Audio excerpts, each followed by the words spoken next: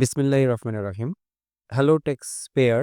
ইতিমধ্যে আমরা আমাদের ট্যাক্স জমা দিয়েছি অনেকেই এবং অনেকে এখনো জমা দিইনি। অনেকে হয়তো জানেন যে আমাদের ২০২৪-২৫ এর ট্যাক্স জমা দেওয়ার জন্য আরও ১ মাস বর্ধিত করা হয়েছে, ডিসেম্বর মাসটি। ইতিমধ্যে আমরা যারা ট্যাক্স জমা দিয়েছি, ট্যাক্সটি আমার জমা হয়েছে কিনা সেটা আমি কিভাবে ভেরিফাই করব সেটা দেখাবো। ট্যাক্স আমরা ফিজিক্যালি দিলেও আমরা সেটা ভেরিফাই করতে পারবো, অনলাইনে দিলেও আমরা ভেরিফাই করতে পারবো। তবে যারা অনলাইনে জমা দিচ্ছি তাদেরটা সঙ্গে সঙ্গেই আপডেট হয়, আর যারা ফিজিক্যালি জমা দিব তাদেরটি আপডেট হতে ট্যাক্স সাবমিশন ডেট পার হওয়ার কিছুদিন পরে তারা আপলোড করেন ম্যানুয়ালি এনবিআর এর অফিস হতে।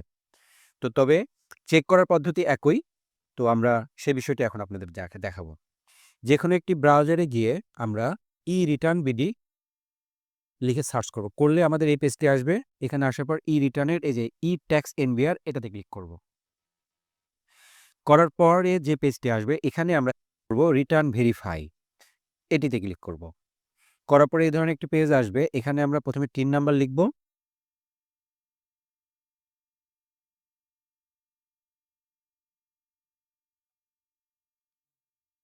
যেহেতু সেভ করে আছে এটা আমি দিলাম।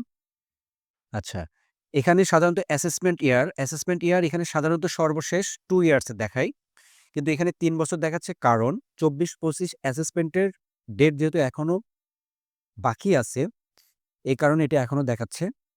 আর যখন এই টাইমটি শেষ হয়ে যাবে তখন আমাদের সর্বশেষ 2 অ্যাসেসমেন্ট ইয়ারের দেখাবে। তো যেহেতু 24-25 এ আমি জমা দিয়েছি, 24-25 সিলেক্ট করি। 24-25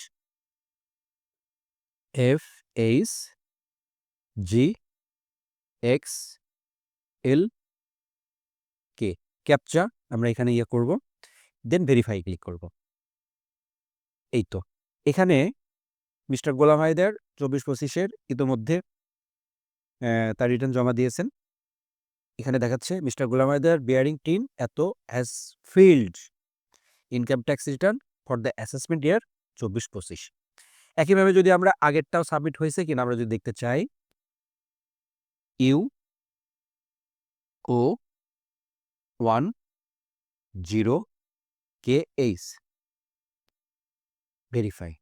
একইভাবে 23-24-এও আমার ইনকাম ট্যাক্সের যে ফাইলটি ছিল সেটাও সাবমিট হয়েছে। এভাবেই চেক করা যায়। Thank you very much.